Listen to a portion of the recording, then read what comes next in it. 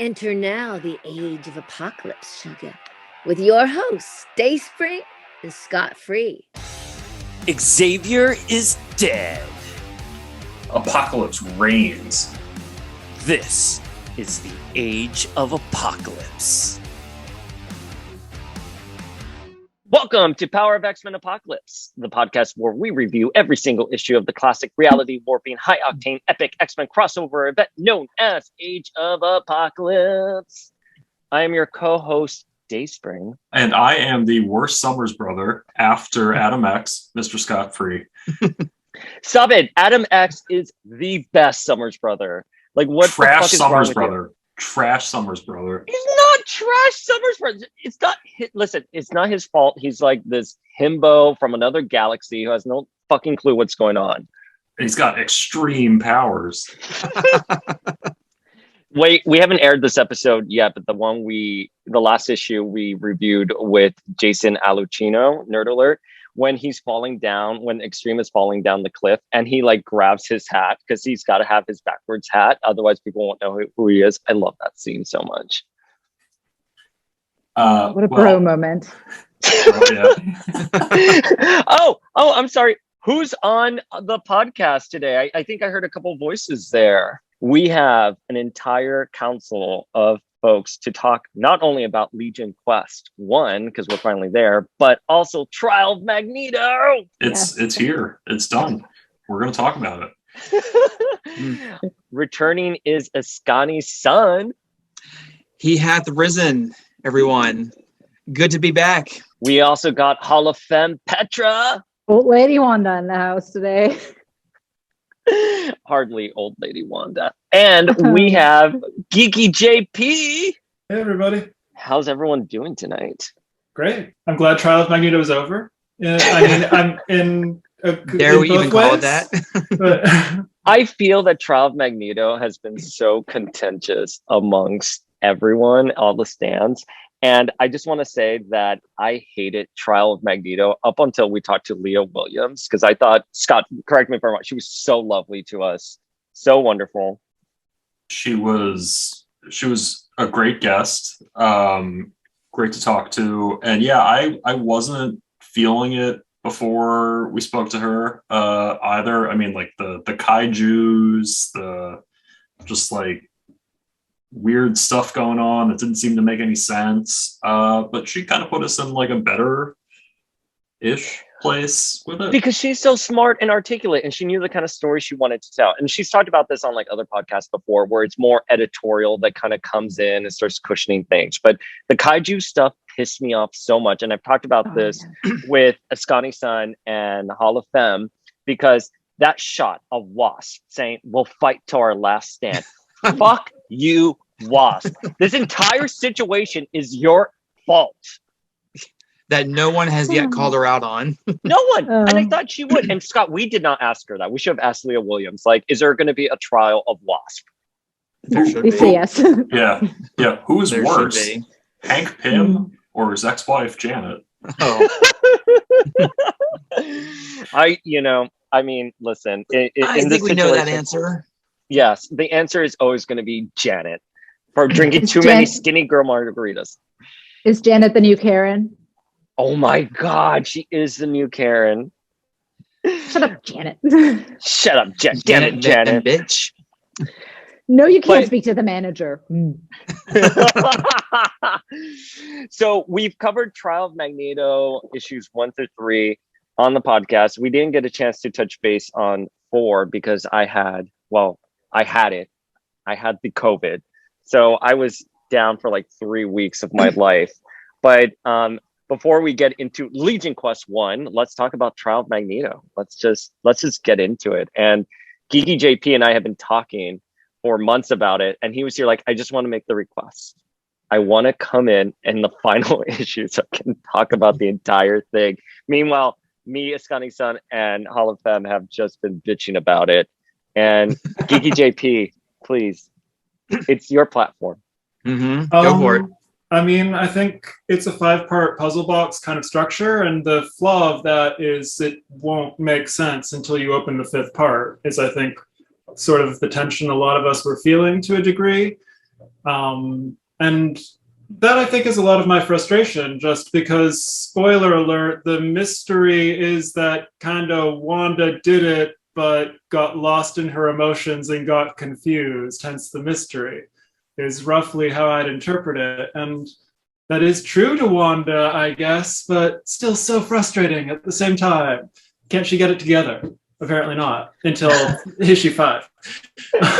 People know my views on the Scarlet Witch and the X-Men, and I have complicated views in that direction. To me, the ending was a little unsatisfying, in that, like, it came very close to the edge of making Wanda a mutant again, but couldn't quite seem to take that sort of like step and undo some of the retcons that have been problematic, going back to like the Axis thing and removing Magneto as her father.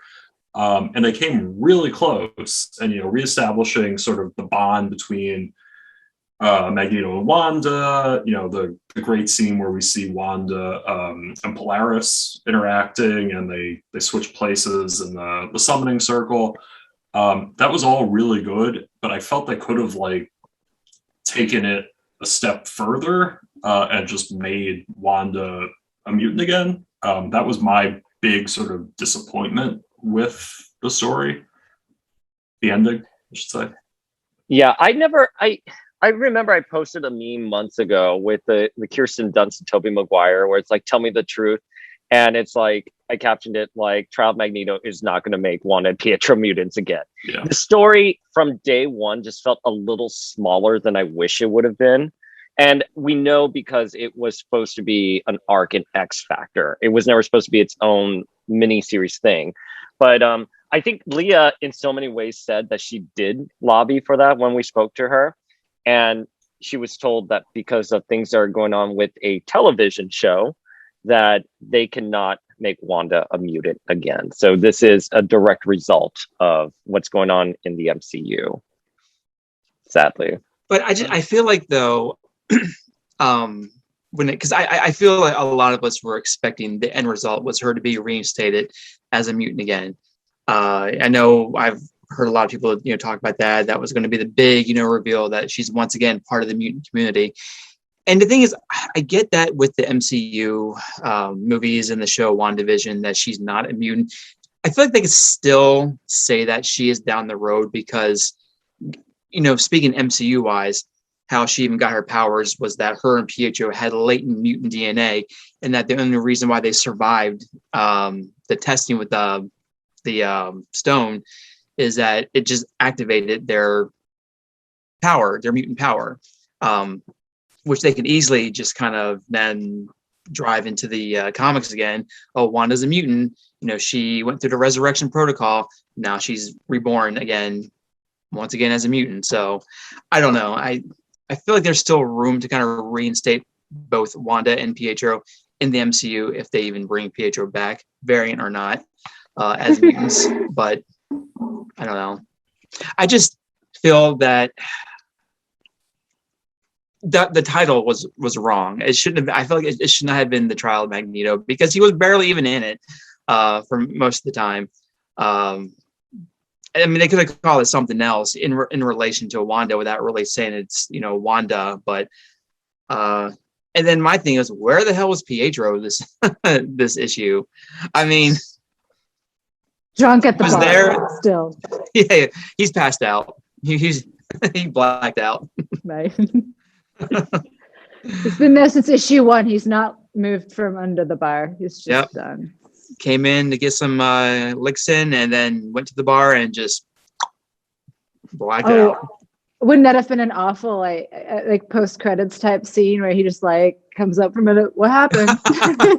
Right. What I missed? Exactly. And then throws up. Oh man. I will say though, I remember, and I'm so sad we didn't get to do issue 4 on its own, because I remember when we were DMing real quick and I was like, oh, praise magic, we're back on track. And you were like, I didn't like it. And I just felt, not that it was like the best thing I've ever read, but it was like, oh, thank God they're correcting course again. It's not now anymore a big monster fight. We're finally getting kind of where we were maybe supposed to be. And kind of just pat us all collectively on the back and say, we were right about so many things. Remember, like episode 1, we were like, she ain't dead. If she is, Magneto was complicit. It's all got some higher purpose related to resurrection. Not quite what we expected, but yes, we were right. Yeah. And a lot of things. And I'm glad that in issue 5, we got to see Magneto a little bit. And we got to see that little moment where he's just like taking 5 and grieving. But, we didn't get that at all this time. And I was lobbying so hard for that. And to correct you a little bit, and it was kind of a too little too late thing for me, but the Trial of Magneto, there's a passage in there where he's just having his little private breakdown. It's like, a man like that can only love through trial. And I felt like that was more what they intended to be his trial, not him necessarily being put on like a court martial, what they tried to do and what didn't work at all for me. Yeah, through trial and error. Yeah, and it was him repairing, in a way, the relationship with his daughters through trial.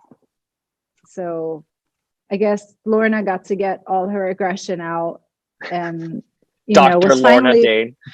I know, right? With her beautiful tower that hopefully survives the attack. But whatever it does, I mean, it's pretty, it's whatever. But like, even in that little ritual that they were doing, Lorna is trying so hard. And then Wanda is like, yeah, I love you. You're always going to be number 2. I hope that's okay. I'm going to take over now. Get out of the way. I figured it was because she wasn't a reality warper. Yeah. Right? Yeah. And Lorna was just like, oh, fine. It's all right. Whatever. Hey, Dad. Cool. I need a coffee. I'm good. So what I really liked about this issue, and it really spoke to me, was I like that regardless of biological status, she is Magneto's daughter.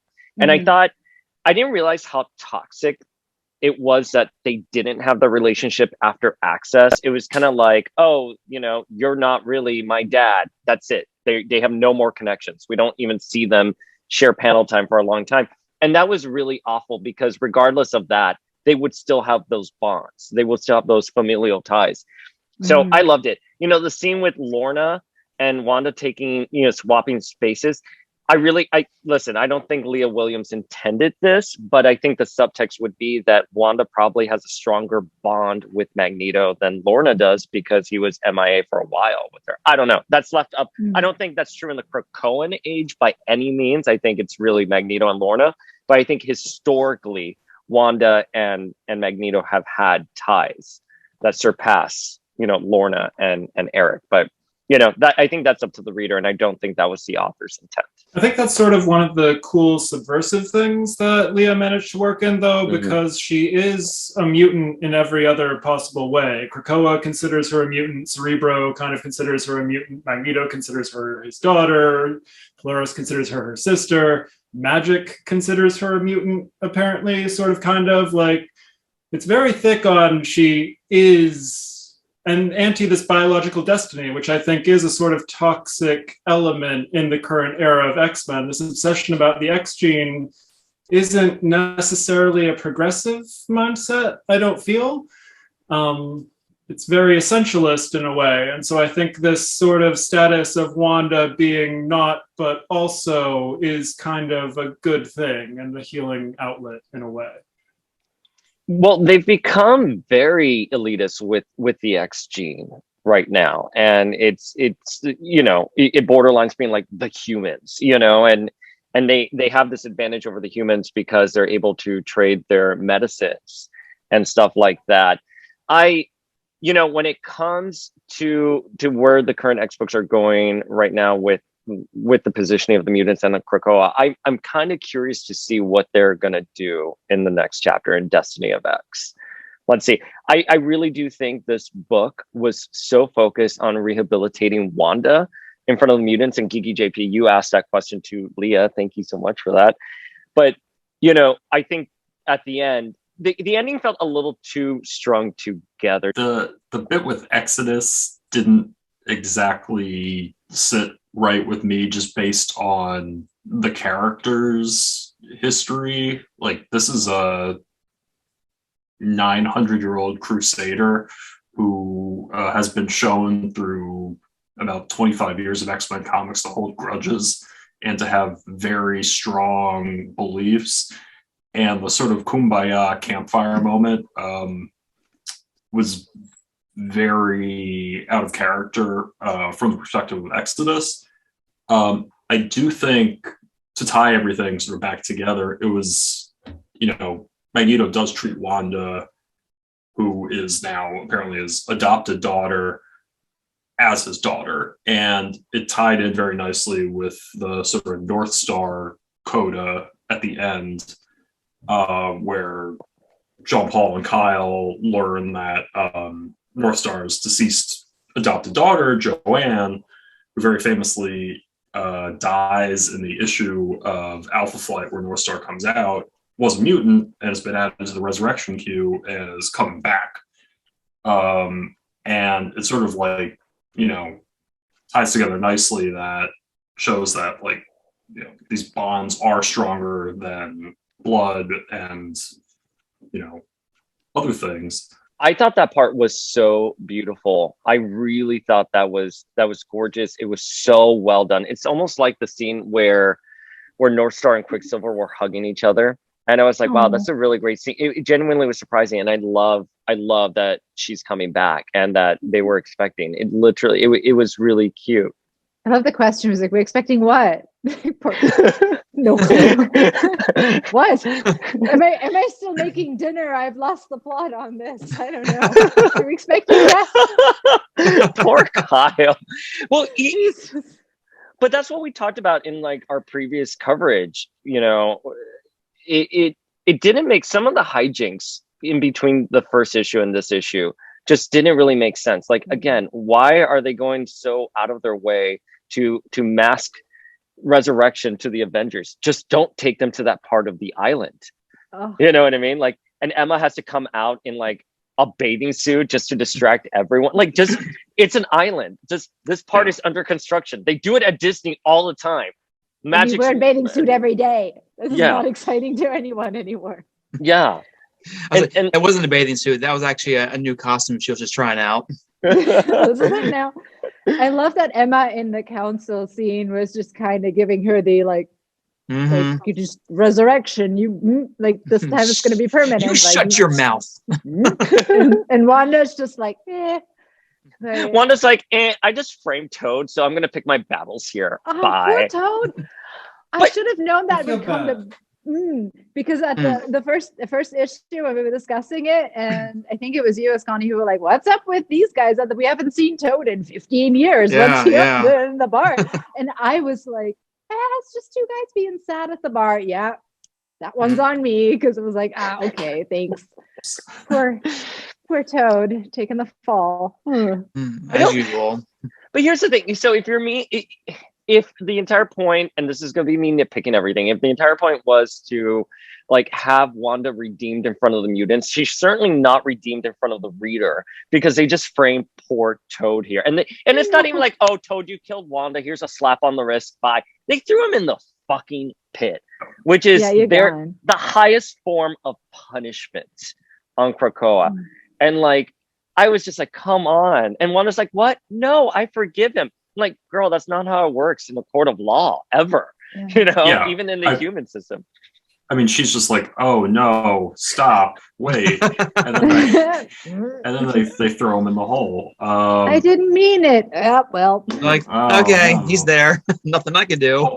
My favorite sort of hypocritical part of that whole scene is Steve Rogers, Captain America, is sitting there and goes like, oh, this doesn't seem like like justice. And I was like, Captain America is mad with incarcerating people for excessive amounts of time in a hole. I mean, it's like, that's the whole American justice system. Like, get off your high shield, dude.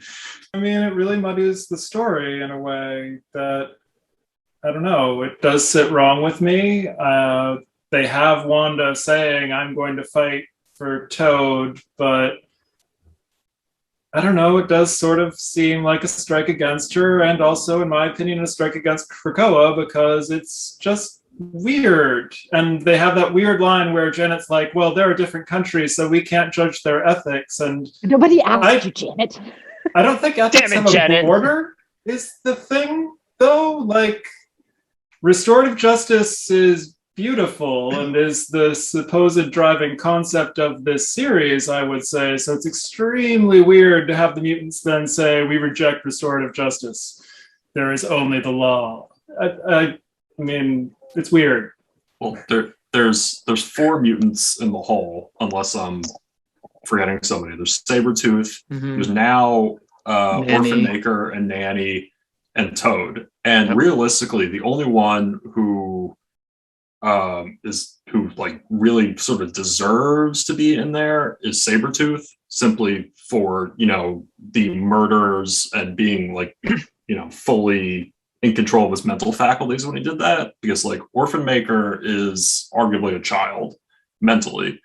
Nanny went along with him, and Toad is the fall guy. And it's it does sort of expose some of the problems with the Krakoan justice system when you're trying to make an example of these people supposedly, and you have literally Sinister sitting there in judgment while they're tossing a child, his mother, and some poor schmuck who is the fall guy. Yeah, the mascot. The mascot of the Brotherhood's mascot, yeah. Oh, and he was Another one in a room. This is bugged me since issue 1. In a room full of mind readers. Exactly. So that's my question. I'm guilty, so guilty. Please don't check. I'm really guilty. Just take my word for it. Bye. But we talked about this in the other issues as well. Why aren't the telepaths doing the work? Why doesn't the Krakoan justice system allow for mental manipulation, clones, shapeshifters, reality warpers? And they have the assets to verify this. Why don't they? Hey, wait, what's going on with Toad? And by the way, sidebar, I don't know if it's because the whiskey just hit me now. I don't remember how they explained it that Toad would take the fall. Did they even explain it? I was just going to ask that. Was there even? I don't think so. He just even I did it for you. I had to check back. I don't think they did. Yeah, because I don't think they had the discussion or even cue Toad in at all, or why he would be the fall guy in this. It just kind of happened. He just plops down, gets sucked in, and that's it. Call it a day. But the last time I remember Toad and Wanda interacting was in the Vision and Scarlet Witch Volume 2 series, where he broke into their house in New Jersey and he saw Wanda and he was here ew, gross, you're so fat. And she's like, I'm pregnant, you idiot. And he's here gross. And then that's it. That's the last time I remember them interacting. And all of a sudden now, no one's going to be hey, didn't you call her fat when she was pregnant and then ran away? Why are you going to kill now in her honor? Why are you going to kill her now for Magneto? Well, I guess that kind of makes sense now. But still, now I get it. But I don't know. It felt really weird. And it left a sour taste in my mouth for an issue I thought really wrapped things up nicely and gave me some unexpected, joyful surprises in a series that I just wasn't feeling. I'm also the scene with North Star and Kyle and Joanne made me I didn't realize how much I needed that scene. I genuinely had a smile on my face. And this is probably going to sound really bad, but I'm not going to lie. I totally did not even know what they were talking about. I was like, who is that? But thanks for that clarification, everyone. I'm still confused about Proudstar coming back. I don't understand it. I mean, my sort of thought process since Sway, Petra, some other mutants who supposedly predate Cerebro. What did I do? Drinking on the moon with Vulcan. Since they checks out. I always sort of assumed it was because Sinister has James Proudstar's DNA and Sinister was just blocking him from the resurrection queue, but because otherwise it doesn't make sense that they didn't have his mental imprint. I don't get it. It doesn't. Yeah, I think what you said, Scott, makes perfect sense. That Sinister was somehow blocking him from the resurrection cube, because we know that's how Sinister is a mutant, is that he's been using his DNA. But again, they don't have a backup for him. Like the Deadly Genesis mutants were able to come back, and we can talk about Darwin and Vulcan's role in that, but there were still a couple other characters that were still able to resurrect. I don't know. I loved it. I think that was very cute that Wanda was now every mutant that's ever existed, can come back. Editorially, I just thought like you solved that problem with the resurrection in the first issue of Hoxpox. I didn't need you to split those details. You could have just said, we have every mutant that's ever existed in backup already. But that's nice that Wanda gave them 20 million, 20,000, 20 something, 20 million. Yeah. 20 million like lost mutants. I think that's I thought that was really cute. And that builds upon what they were doing with Lourdes. When they were saying that, she was lost to us, and maybe we can send a Cerebro back in time and stuff like that. So at least that jives with the world building. I thought it was great at picking up threads. I think that's one of Leah's strengths. And I was looking especially at the Empire X-Men earlier today to sort of connect the dots. And that ended with Strange telling Wanda that she needed to do a greater deed to wipe out her sin. And then she's reading books at the end. And so that's sort of the thing I feel was missing. There's a line in The Tempest where Prospero says, I can't let the winning be too light lest it make the prize light. And I feel like that's the problem here. We didn't really see Wanda do the work still. And so it just feels sort of like, yay, I fixed things, but I don't know. I know. To be continued in the Trial of Toad. I love Wanda. I'm a crazy Wanda stan, and I wanted this to be a big story and sort of have like a really big scope there. I think there's a lot of stuff that's unanswered. I think Alicia from the Ex-Wife podcast brought up a really good, interesting point about the timestamps that they gave us during the Hellfire Gala when she was murdered and when she arrived to see Magneto. There was something fishy there. I think Jordan D. White brought up the point that Wanda was able to cross through the gates without a flower. And I was hoping that would somehow have been tackled. Is Wanda secretly a mutant still? And they're building towards that, because in the MCU, when they finally introduce the X-Men, she will be a mutant. And then all these seeds would have been there all along for us. Who the fuck knows? I don't know. The story felt, I don't know. I just like, now that I look at it, I really did like the ending. I think this could have been done in 1 or 2 issues, and I think it would have been a wonderful final arc for X Factor. I think it would have been a great final arc for X Factor. The fact that it was its own series and people were so invested in it, especially during the time of Inferno, I just think it just didn't live up to like something like Children's Crusade, right? Children's Crusade delivered on a significant hype, and this sort of fell short on that. No. I think with that, Sorry, I feel like I killed him. I'm just gonna drink now. Sorry. well, it was just very a self-contained story, and I completely agree that, I mean, this definitely should have been, X Factor's kind of swan song, if you will, since that book came to a close. Whereas Children's Crusade was kind of more spread out, among the Marvel universe, where this was just solely a very Krakoan type of an issue. But I mean, I had the feeling that Wanda was definitely going to come out, on top. I mean, she's really become the very popular character in the MCU now. I mean, she's going to appear in the next Doctor Strange. I mean, hopefully everyone's seen that teaser that came out. But It's official. Sure, yeah. Yeah. But it just, I mean, this issue was definitely the better one. I'll say, out of all of them for sure. Whereas you had a lot of lackluster moments and a lot of out of character moments. I mean, do we need to go ahead and go back into that whole Jean and Rachel giving her all those memories? But how do they know? But yeah, especially since Jean was dead. So there's that, Right. A. B, how awful is that? Here's this blank slate of a person in front of you, and you're going to give them the most traumatic events of their life. And that's horrible. Not her kids. And yeah, exactly. Oh, I would have. So go. Go ahead. Sorry. No, I actually would have. I think it would have been kind of funny if there was a bit of a Wanda slip. She goes, and I just want to apologize for that whole Genoshan situation with the zombies, and then be like, "What? Oh, nothing." Well, you know what? And listen, I'm a Jean stan before Wanda stan, but I would have liked sort of a beat in the story where Wanda would have come up to Jean and Rachel and been like, "Don't ever fucking do that to me again." Like, of everything I try to predict in this issue, in this process where I was going to go through resurrection protocols, everything, I never thought you guys would have given me those horrific memories, you know, and make jokes about it, being like, "Let's give her a best of reel," or whatever they said. I was like, damn, that was savage, Gene.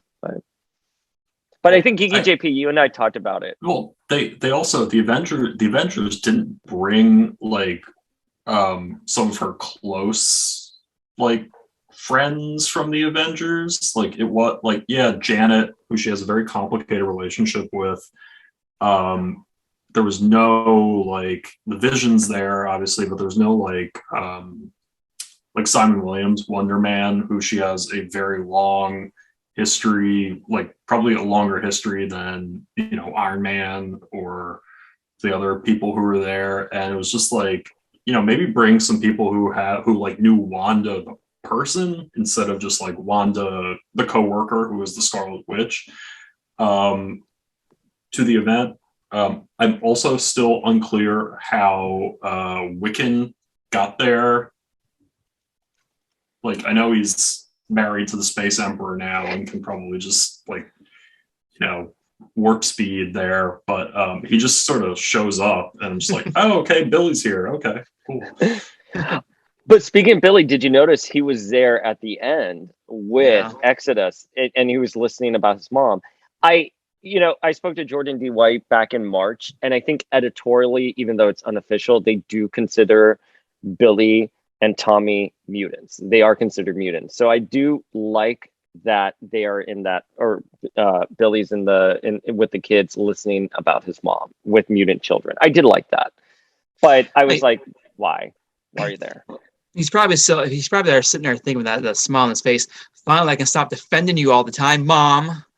Well, wait, did he say, like, did we talk about it where he had that one line in the series where I spent all my life defending you? I would love to poke at that a little. Yes, poke at it. I just found it, as a Wanda stan who obviously defends her all the time and does that, like, she's never done anything wrong in her life thing. I just found it weird that he was like, you need to, I'm looking for the exact quote so that I'm not just talking out of my ass, but it's something like, you need to take accountability for your actions. And like, I flipped through old issues trying to find examples of Wanda not taking accountability for her actions. And again, I would contend from 2012 on, like, she's crying, she's saying, I'm sorry, she's saying, I take responsibility.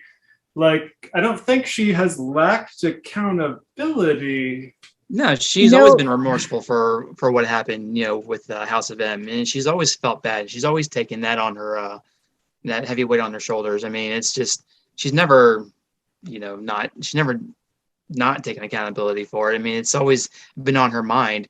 I mean, even when the teen X-Men were there and, you know, Teen Jean, when she was just discovering her telepathy, even says she's constantly screaming about it in her mind, you know, about what happened to the mutants. So it's always there.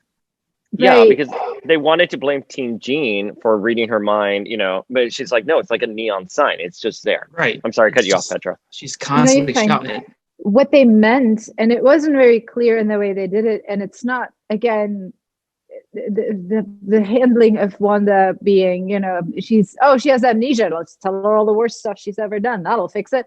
Or, you know, even now, the theme of this issue wasn't that she wasn't taking enough accountability for her past actions. It was just like, forgive yourself, goddamn you. They were all trying to make her like, let it go. Just like, you know, everyone from her old self to every manifestation of herself to her own son, to even Lorna, was just like, you gotta let this go. Even Magneto at some point is just like, it's fine, it's done. Like, it was like the most aggressive form of like poorly thought out exposure therapy, where it's just like, just let's do this in the worst way at breakneck speed, throw in some giant monsters that are the manifestations of your guilt in 3 temporal aspects. But at the end, you're going to come out fine. We promise. Like in true X-Men fashion, it's just like, forgive yourself, throw her off a cliff mentally. It'll go great. No, I completely agree with that. I mean, it is definitely, you know, a self-redemption story too for her. I mean, and there are characters that have done a hell of a lot worse. I mean, again, we're on the council now. Right. And one who was formerly on the council, it's like, you know, Geeky JP, you know, says that he will defend Wanda to the grave. I will always defend Jean to the grave. I mean, she was the Dark Phoenix and committed cosmic genocide. And everyone, you know, forgives her, you know, because it's Jean. But even her reasoning for having joined the X-Men was she wants to do everything she can to right the wrongs of her actions as Dark Phoenix, even though she knows she will never be able to do that. But she can live with herself knowing that she is fighting to do that. And there you have Wanda can now finally, you know, let go and say, I'm going to fight, you know, for mutants to, and I kind of lost my train there, but it's just, it's just her finally just being able to let go and just say, it's okay now. You know, I don't have to keep this on me for the rest of my life. I just feel like editorially, Wanda has been absolved of what happened in House of M multiple times, as we've discussed. Sure. You know, and I'm fine with it. I now look back on the series and I'm like, what was the point of this other than Leah Williams probably pitched, you know, this arc, and editorial was like, no, Wanda's so big right now and it's Magneto. Let's just make this a mini series. That's, you know, that's sort of where I land on this. And I, again, there were moments in this issue with John coming back, with Joanne coming back, and even the ending, you know, even though I think it was the hokiest thing I've ever seen, when they're like, let me tell you a story about the Redeemer. And she's like, there was once a witch. And I was like, fuck. But I still liked it. I thought it was cute. But that's let just me get where my I land guitar, on kids. Strum a new song. It was a nice echo from the first issue where they're having this giant rave after she's like, oh, the Pretender's dead, but the Redeemer is alive. Like it's just it was this nice. The Pretender name has bothered me. Like it upset me a little bit to be like she wasn't pretending, she didn't know, and so to give her a different name is important and special. Like I don't want to trash the series. Like it has lots of good points, just not necessarily the flawless execution we want. Yeah. Well, I agree with you, Dayspring. I mean, I definitely think that she had definitely redeemed herself, you know, way before this. I mean, in the Children's Crusade, didn't she get redeemed? You know, with that saying that it really wasn't her fault at all of what happened. It was Doom. Yes. So, yet they still kind of kept riding that train. I think what we're going to see now with Wanda, they're going to show that what did Leah tell us, Scott? She was like, she wanted to set Wanda up as like an interdimensional being. Yes. I think also some of the giant, what was it, the Scarlet Witch thing at the very end of the issue might be teasing a Scarlet Witch solo series. That might, you know, go into that. I think they're trying, I agree with you. I think especially, you know, with the big push with her being in Doctor Strange and in light of WandaVision, they're probably going to try to push something like that. And that was, you know, make her a Nexus being or interdimensional being or whatever. And yeah, you know, I mean, they lost Franklin Richards, so you got to have somebody else who can be the wacky interdimensional being. Thanks, Dan Slott. I don't remember what I said to Dan Slott once. Like I made a comment on something about Franklin, and it wasn't even a rude comment because I'm not rude on Instagram. And he DM'd me, and he's like, "Can you please not comment like that? You're gonna send hate my way." And I was like, first of all, first of all, I didn't say anything hateful. I don't even remember what I said, but I know it wasn't hateful. And secondly, us as readers we should be given the opportunity to give positive feedback. You know what I mean? Or constructive feedback, excuse me. Yeah, of course. I get it. I get the internet and I get how it works, but I was just like, come on, Dan. Like, you opened up Pandora's box with that. Right. I mean, it's like he couldn't have seen that coming, with that no reveal. You didn't see that coming? Well, So to sort of wrap up this segment, like what just give your quick 30-second sort of views on the Trial of Magneto. Like final thoughts, whatever. I think Geeky JP will need more. The people demand more from Geeky JP. Just sidebar. 30 seconds is a loose suggestion. Whatever 30 seconds are in whatever dimension you're from. Yeah, what dimension are we in right now? I get where it was going, and I appreciate the story, and I'm glad that it puts Wanda in a positive light. I just don't think that it needed to be its own limited series. This could have definitely been in other as a connective issue in the X lines, mostly X Factor. But I'm glad to see Wanda really come up, and fifth was the best. So I think, and I've said this before, it wasn't what I expected. It wasn't necessarily what I wanted. It wasn't necessarily the Trial of Magneto. I had to learn to love it for what it was and to kind of find things to love in it. And at the risk of sounding super cheesy, I liked reading it, I think, more than I would have on my own, because I had to kind of dissect it for you guys, and I had to kind of catch maybe the writer's intention or pick out where the editors kind of went in and tinkered with it, and not necessarily for the better. But I liked, honestly, the most like the connections I've made with you guys over just dissecting it and throwing out plot ideas and writing a little bit of fan fiction here and there. And it's like, what if they do this? What if they go there? And then honestly, just me being, we have a Jean stan, we have a Wanda stan, I'm the diehard Magneto stan. So I'm glad. I agree with you. Fifth issue was the best. I wanted to see so much more of him, because I think, to me, he's just the bottomless well of just like what they tried to sum up in the 2 pages that he's on in this issue, where he's having his private moment of grief. It's like, you can write so much more of him like that, where they say he's a great man who's done terrible things. And I wanted to, maybe the Trial of Toad will bring us this in a roundabout way, but I made my peace with it being what it is, and I learned to like it and appreciate it for the things that it did do, and I kind of had to stop expecting the things that I wanted to see, because there were so many signposts that I thought like, well, this is coming next, why isn't it happening? Why are the giant monsters now? But it became something different, and it set up some very important things, and I appreciate it for that. I think overall it was well done. I agree with you, it didn't need to be a 5-issue miniseries that had like the wrong name on the title, but it was a valiant effort.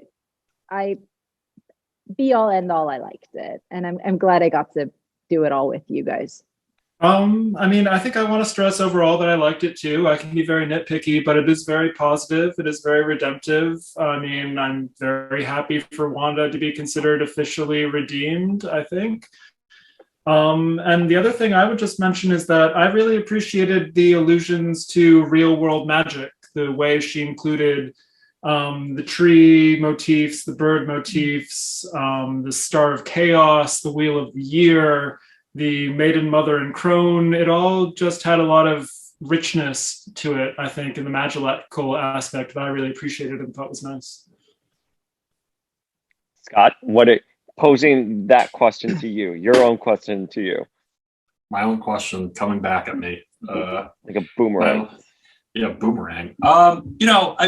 Overall, it was a good redemptive story. I think at times it fell into the classic Wanda trope of Wanda being a Deus Ex Machina who is not really an independent actor and is just there to advance parts of the plot. But I think the final issue sort of course corrected and put Wanda the character back at the center rather than Wanda the force of nature, for lack of a better phrase, where she's just acting upon other people. In the sense, you really actually got just like, this was the story about Wanda towards the end. My other stuff was just like nitpicky, like could have used more Wonder Man.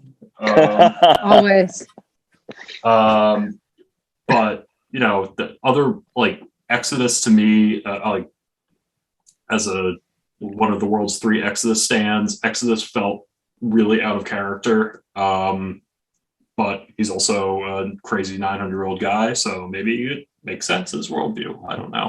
And ultimately, the North Star bit was really powerful for me as a fanatical North Star fan. The Joanne story is really fundamental for the character, and to actually have North Star have a moment where it's not like sort of a bitter moment from his past so much, where it's almost sort of redeeming what was a very sad moment for Jean Paul, and just to see it going forward. It is something that I hope they handle with a lot of delicacy going forward, just because of the story around his daughter and the AIDS crisis and other things. But we'll see. If any part of Marvel can handle it well, it's probably the X Office. Yeah, I agree. And I wonder if Leah will be giving advice or sort of steering the direction on that, but we'll wait and see.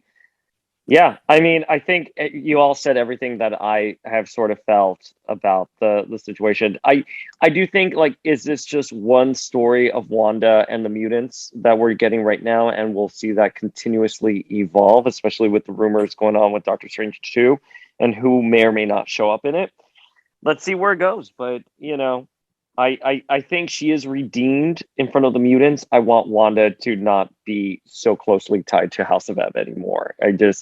She did her part. Mutants can now resurrect any mutant in history. It's just a question of where do they fit in the resurrection queue. Can I add something just really quick on a very light note? I thought about you, Dayspring, when I saw this panel, because I'm not a fan of Wasp. I know that's your favorite character of all time, and for the life of me, I can't remember who's carrying her now, but at the end of the battle, she's making some comments about something, and the person who's carrying her is just like, ooh. Like, they have this face of like, I don't want to be here. And I was like, same, sir, same. And why was she even there? I thought about you. It was like, yeah, but like, she was saying something, and it was something horrible, like, oh, we should leave, like, we shouldn't have even come here or something. And I was like, yeah, Janet. And whoever is carrying her is just making a face that's just like, what am I doing? Why am I holding this?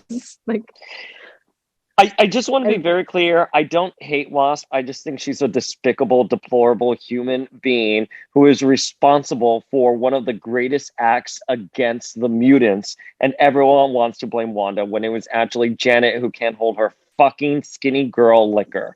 Sorry. No hate though. No hate Look, though. Thoughts and prayers for her. That's it. Look, we've got that fly swatter hanging right on the wall, ready to go. I'm just ready for it. No, I have to agree with you, Dayspring. I think it's time that they need to finally they need to pull her away from that House of M storyline. For us, it's been 16 years now. For them, I guess it was 2 years ago. I don't know, but it's just it's done. It's over, and I think they need to just finally just move away from that, especially now with this Krakoan age where you can bring back all the mutants. It's time to just put that to the past. Justice for Toad. I know, Trial of Toad. All right, Scott, what issue are we finally discussing? We are discussing Uncanny X-Men 320, which is the start of Legion Quest, issue 1 of 4. Yeah. I'm so fucking excited that we finally got here, because I think when I first read Legion Quest, first of all, I didn't read it in order, but then when I also read it later on, my big criticism was I had no context for it. I had no idea how he ended up in the Israeli desert. What the fuck were the events that led up to it? I had heard, obviously on UncannyX-Men.net, I read the bios that Destiny had appeared in visions and stuff like that.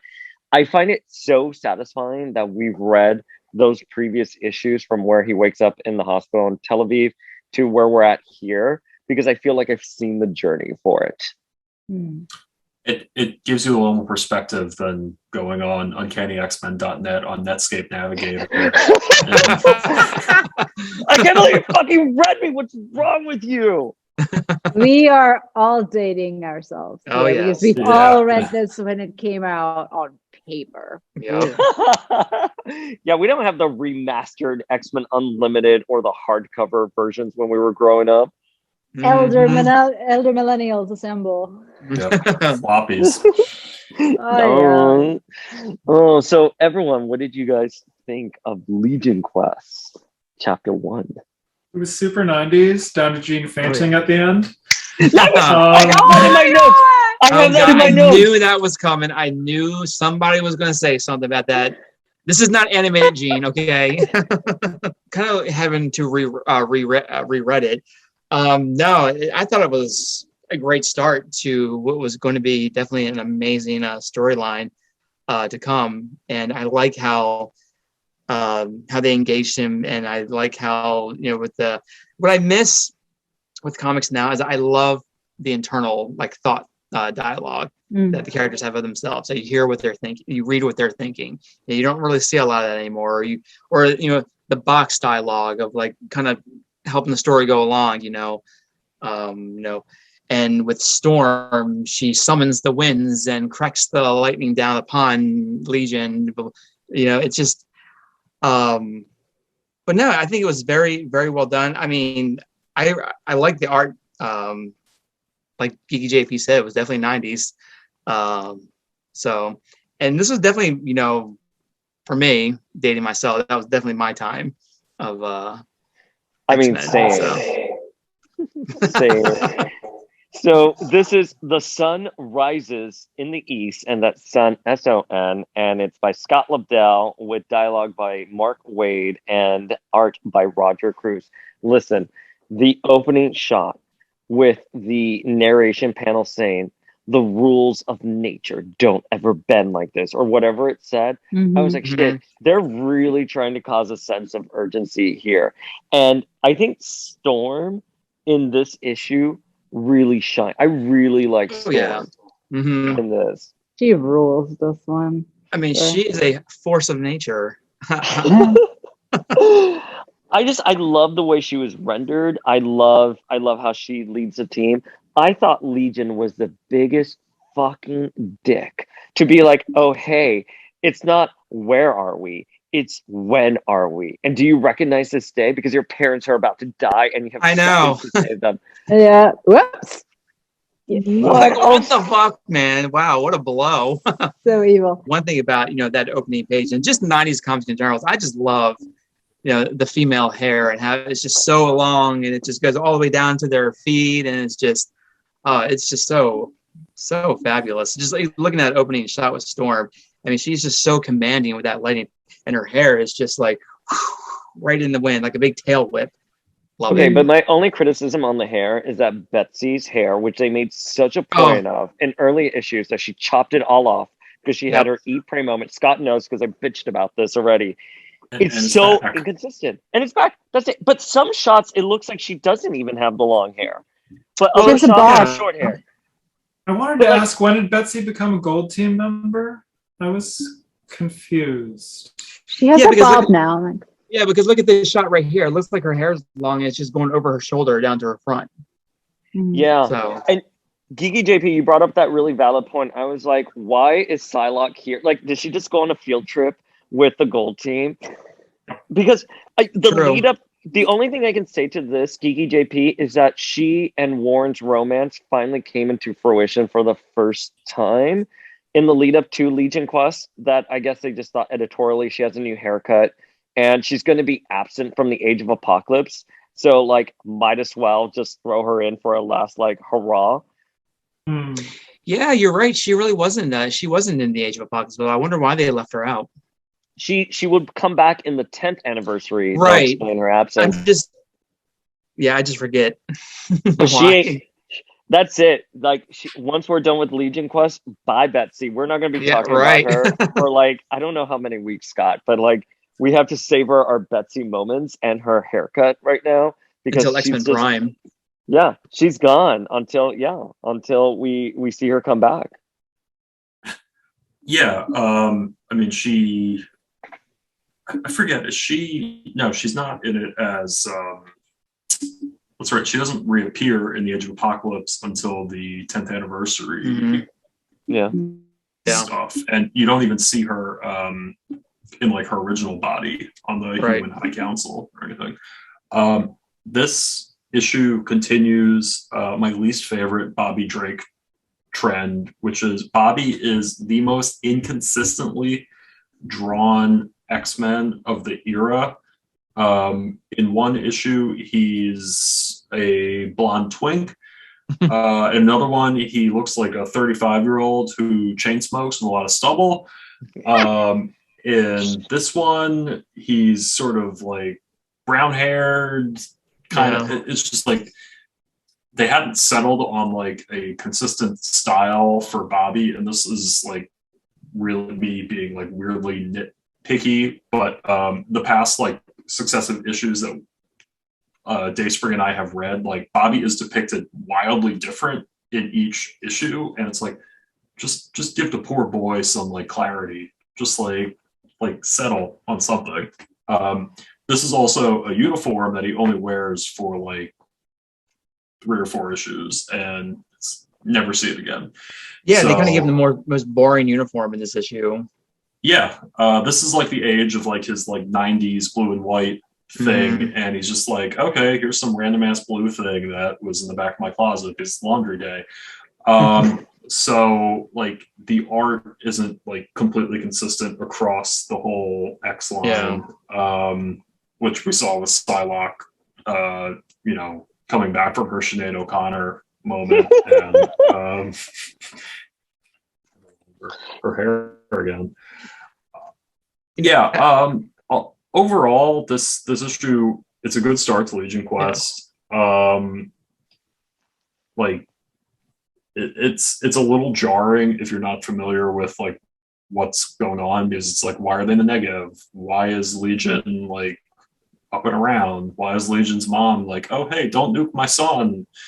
I love how she's like, we're not doing anything. Like, we're not even going to talk about nukes. Understood? And like the general's like, yes. Like, it's almost like there was no thought. It's just the familial ties that are guiding this force here. You know what I mean? And I was just like, no, this is like a state of emergency here. Like, you gotta take care of the people before. But listen, I really like this issue. I mean, my overall feel with the Age of Apocalypse stuff that we've read so far, Scott, is put your brain in a drawer and really just enjoy it. And I guess maybe I'm a little bit more lenient because I did read this when it came out, and I'm just gonna have a soft spot. This is why I fell in love with X-Men.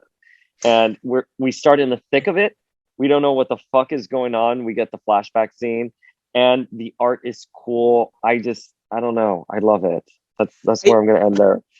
I love how the issue begins with them confronting him head on, and then it goes back to how they get there, and then it goes back to them confronting him. I like that type of story narrative. I do have to say though, I mean, everyone looks great. I mean, save for I agree with Bobby, but looking at this issue, I feel like Storm was like to Jean and Betsy, all right, girls, lip injections on me before we head out to battle. Because Oh Lord, yeah. their lips are nice and plump. And so like shaded and Yes. highlights and the crosshatch. There's a lot happening, and there's so many close-up shots of just like the one eye and the mouth. Yep. It was Many pennies on me, girls. Let's go. But you know who also looked really hot in this issue? Legion himself, which I've never thought the characters. Well, no, I thought in Age of X, the Mike Carey one, he looked when he was one of the Force Warriors. I thought he looked really like, I was like, yes. But like here, I'm like, yes, look at him. He plucked his eyebrows. I mean, he kind of looks like you there, Dayspring. Oh my god. I'll take that. Yes. He's the only person that come out of like a 2-year coma and just look, like, I mean, like great. He's ready to go. Right. That hair is just infallible. I don't know how he does it, but it's nice like it's the new beauty regime. Oh, you look so great. What did you do? 2-year coma. You should try it. Yeah. Clearly, I'll help you with it. Clearly did not get Charles's hair gene either. Yeah. He did get his eyebrows though. He's got those like judgy eyebrows going on. Oh, you're right. And I forgot who was the one who said this. Oh God, I'm trying to remember. I'm so sorry. But someone said they'll tell you. The Marvel Legends Legion figure is based off of the same head they did for Xavier. And I really like that. That makes sense. Oh, here's another panel where he looked really cute. I was like, yes. He's got like Akira vibes in this way. Yeah. Doesn't he look like Tetsuo from Akira, where he's just like, nah, reality, who cares? Straight off. Yeah, I think SeanCody.com, but I'm sorry, go continue. This as a sidebar, this is like the 3rd episode in a row where we've had a Sean Cody reference. Did we? Wait, I don't remember the other Sean Cody references. It's usually a reference to Bobby. I mean, okay, yeah. SeanCody.com, Legion and Bobby, with Patsy Walker's "I Want Your Cray Cray" playing in the background. So this is the first time I read this in English. It dawned on me. I'd read it. I'd read the whole arc in German, and I said this before real quick, that this intro was in German, and you have to take my word for it, one of the hokiest things I've ever read. And there was a moment where I realized, it was like, there's no way. There's no way. Because they made it almost sound like a Bible verse, like there goeth storm, blah, blah, blah. And it was just like, that makes no sense whatsoever. And it sounds so poetic in English. And it almost is that thing that Iron Man did, the first Iron Man, where it's that like skip start, where it's like, here's a nuke, don't question it. And here's how we got there. Like it did that like right in, and then they unspool it back to catch back up at the end. And as annoying as I find that in movies now, because everybody does it now, I found that worked so well, because I had not read anything. I did not know at that point that Charles Xavier had a son named David. I didn't know who Gabriel Haller was. It didn't connect to me because I'd not read up at that point. And I was like, okay, we're just going to run with this. Oh, okay. And I didn't question it because everybody's got a hidden kid somewhere, and everybody has, but at this point, everyone's related to everybody. I've just accepted that.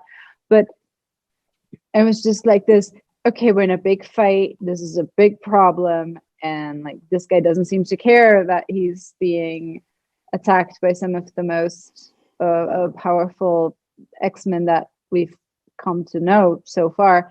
And like, honestly, Bobby in his uniform, for the longest time, I didn't know who that was. I was like, it didn't occur to me at the time. And this is me at like age, what, I want to say like 13, 14 maybe. And I was like, I don't know who this guy is, because I expected him to be Ice like all the time. Yeah. I was just like, is that just I don't know who that is. I hope they're gonna tell me at some point.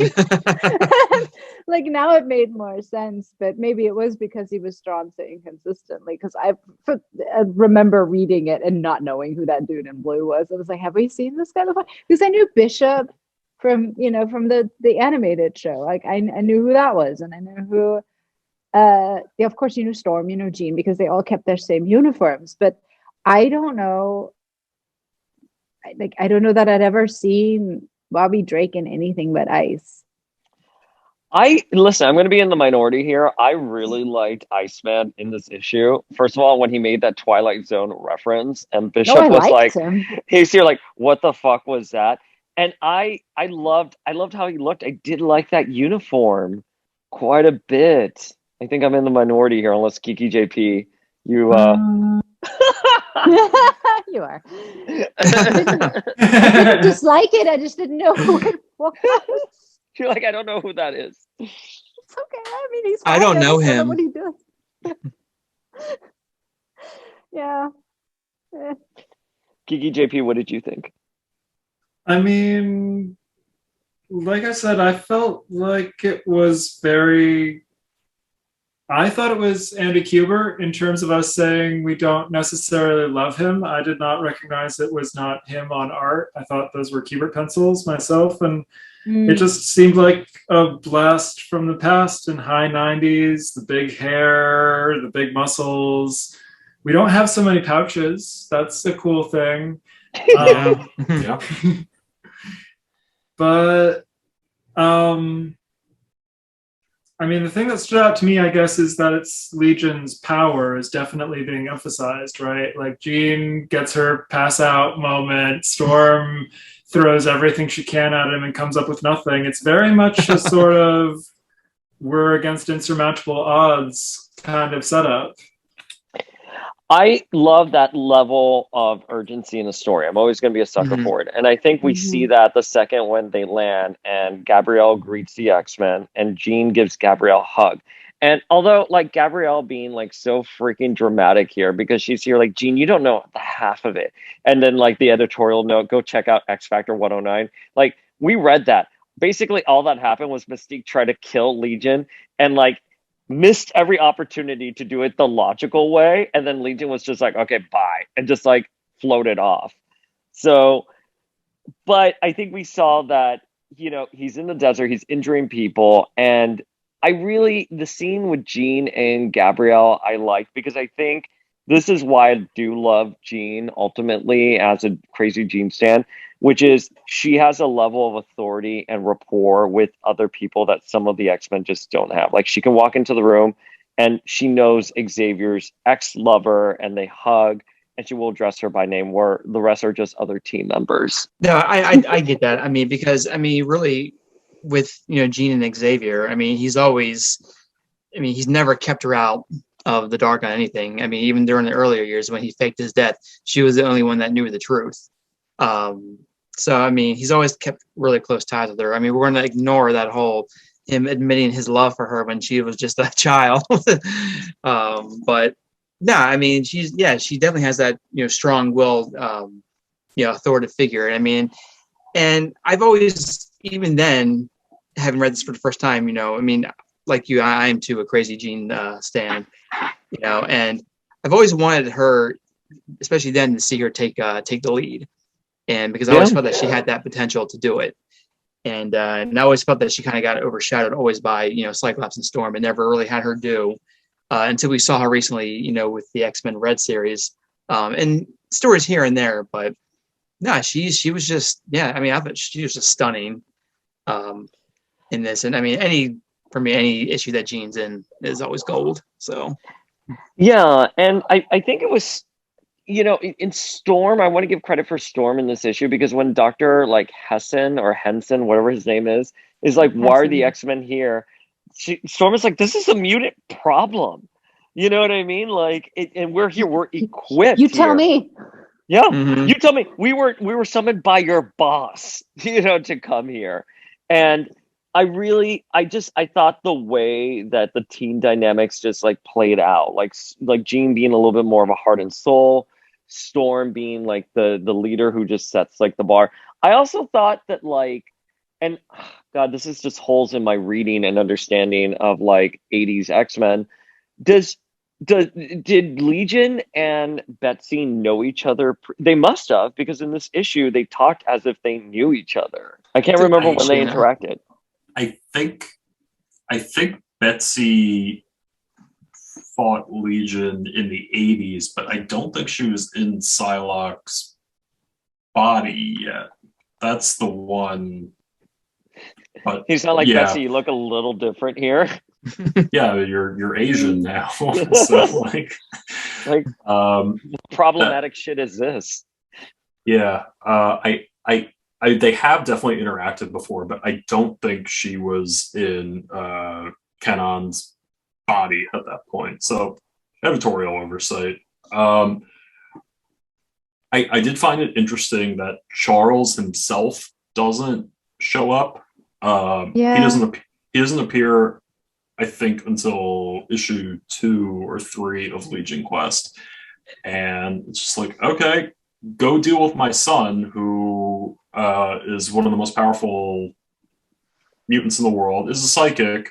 One of the other most powerful psychics in the world, will stay here in Westchester and just hold down the fort. But he did that before in one of our issues where he told Bishop, clean up the mess you didn't make. I'm leaving now. Bye. Literally, Xavier is the worst with everything. Sorry, I cut you off, Askani Son, to rant about Xavier. No, I was going to say, I mean, he does appear kind of in this issue at the very end where he's talking to Jean. But I mean, he doesn't do anything really. I mean, it's just him trying to figure out what's going on, and she tells him about what happened to the rest of the team, how they got pulled into this time vortex, if you will. And then that's pretty much it. But yeah, Xavier has always been that shady. Okay, but here's how this issue would have been resolved if Xavier showed up. Legion, don't go into the past to try to kill Magneto. I love you. You're my son. That won't solve anything for me. Magneto. Whatever, Dad. It's not a fave. But you know, I think in a perfect world he probably would have. But I feel like the way Xavier, push comes to shove, I feel like he probably would have done something kind of close to what he did to Magneto by shutting his mind down, but enough where he wasn't going to cause an onslaught situation. But I don't know. Yeah, no, Eric, they're just following orders. Yeah. Yeah, it was one of those things where I was like, to piggyback off of what you just said, Scott, like he should have been there. He really should have been present for that. Well, and then we smash cut to his space booty call. Oh my God, yeah. Former space booty call, the Magistrix of the Shi'ar Empire.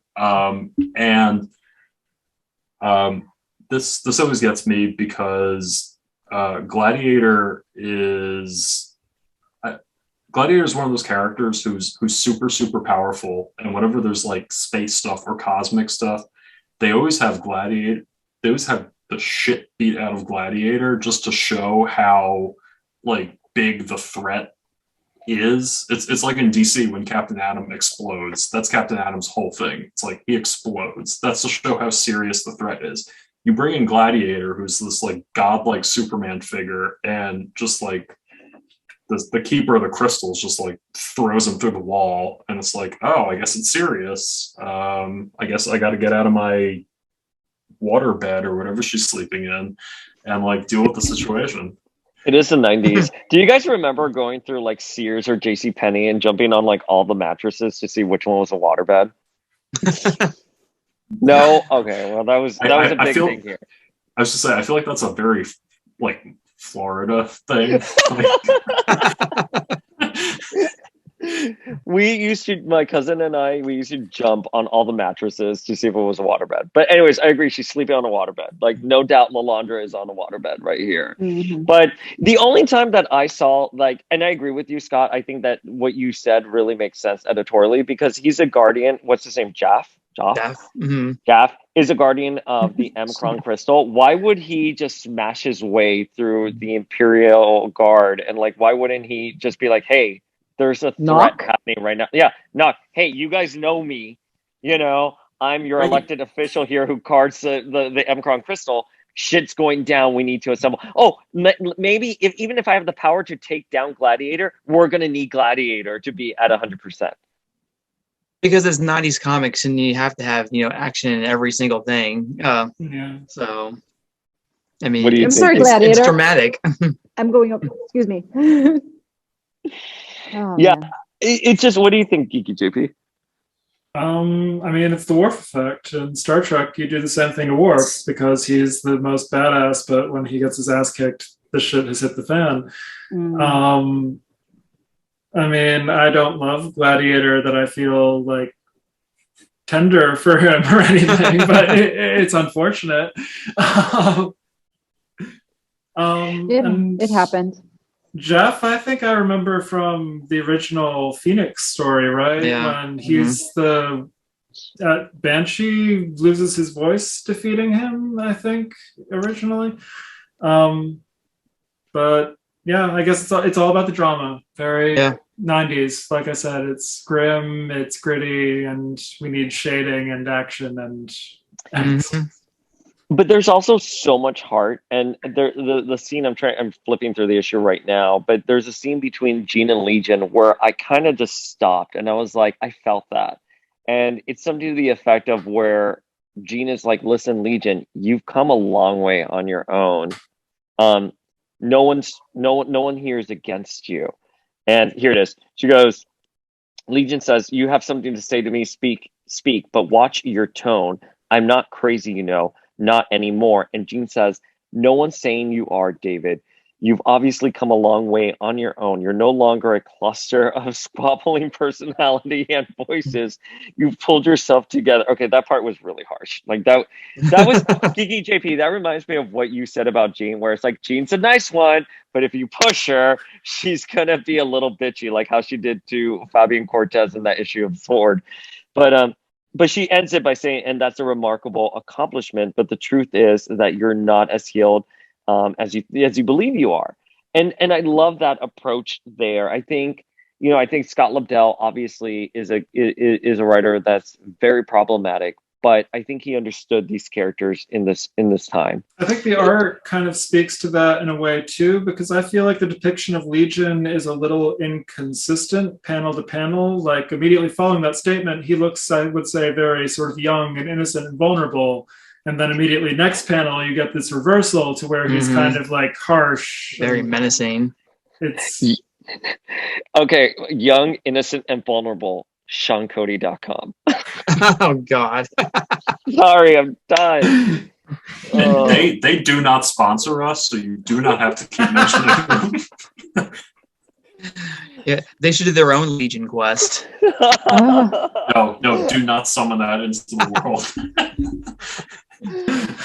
But I think it's funny as we're talking about here, because I was like, oh, a lot happened in this issue, but a lot really doesn't happen. I mean, the idea of this issue is just to give context to the reader that Legion is going to do something, and he's testing out the formula. With Storm, he takes her back to her past, and he's here like, we can change the past, blah blah blah, and then that's it. Then he pulls everyone but Jean, and I was curious, why wasn't Jean pulled from an editorial standpoint? Why Jean wouldn't be pulled into the past with everyone else, other than to give her the emotional beat later on, which, spoilers, when the M-Cron crystal is going to destroy the entire universe in the Age of Apocalypse, it's going to come to fruition, to have that emotional beat with Cable and Scott.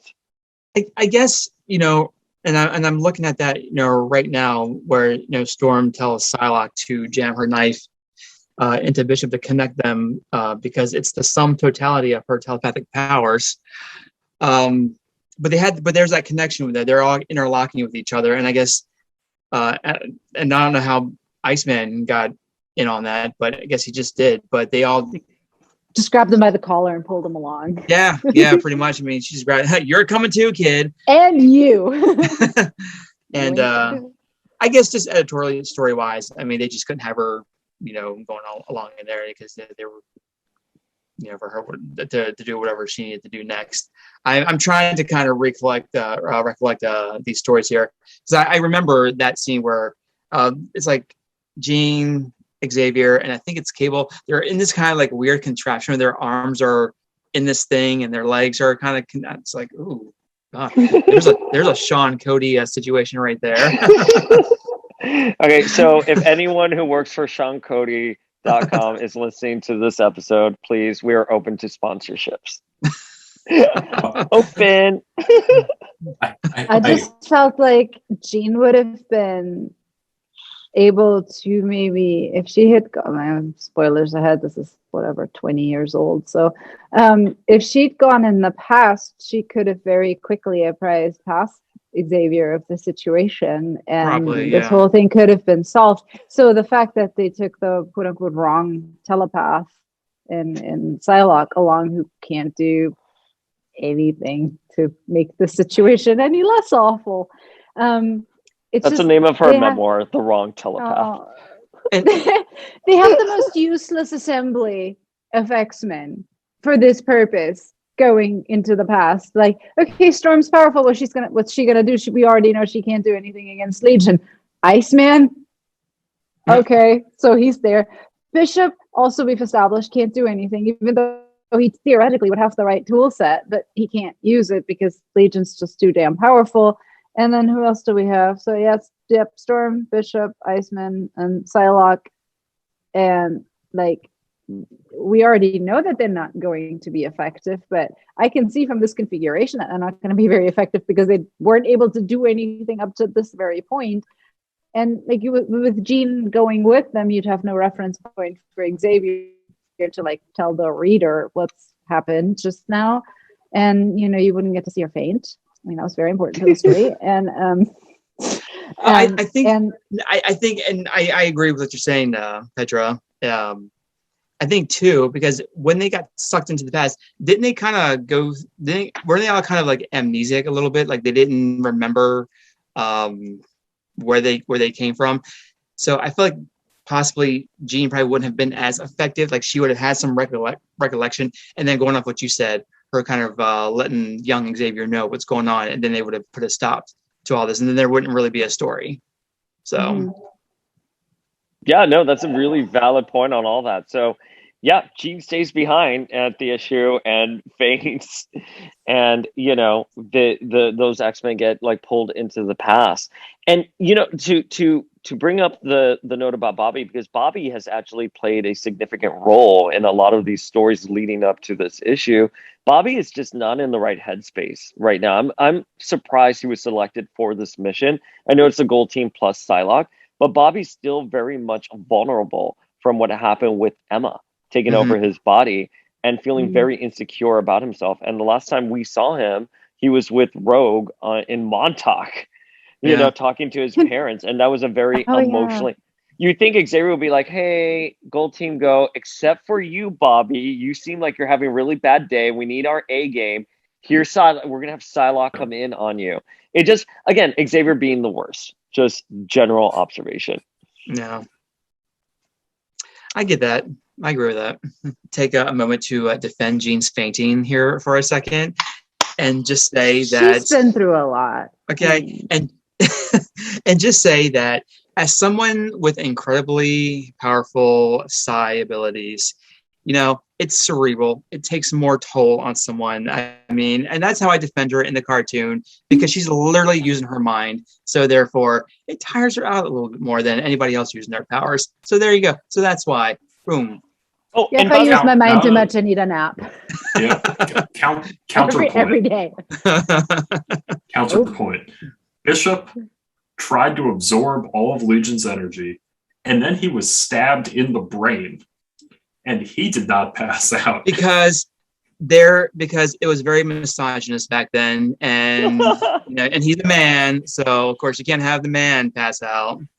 Also, Bishop's neckline is like 10 times lower than any of the ladies. I gotta say, he has like a Luke Cage-esque costume going on. Like that zipper is way down. Hey, so, if you don't skip chest day, you show it off, and I mean, No complaints from me. Don't get me wrong here. It's just like while we're on the topic of like the dainty ladies passing out from overexertion and the strapping lad is just carrying right along, but like, hey, he's getting his little.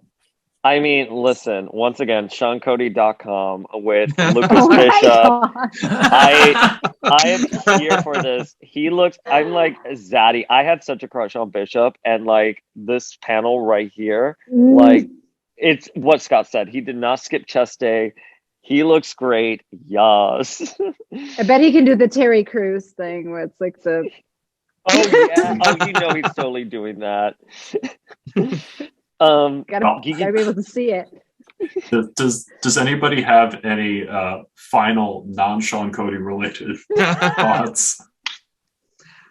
No, I just think it was a great start to what was going to be probably one of the most memorable story arcs in X-Men comic history. I thought it was perfect. This is probably my favorite issue we have read thus far this season, Scott. It made me curious because I had no clue what was going on in 1990 whenever I read it first, and I was just I recognized some people from the animated series, and this was just about when I started getting into the actual comics, aside from like way back from when I read the 80s ones that we were able to get. But I was just like, well, I don't know where this is going. Let's just see what happens here.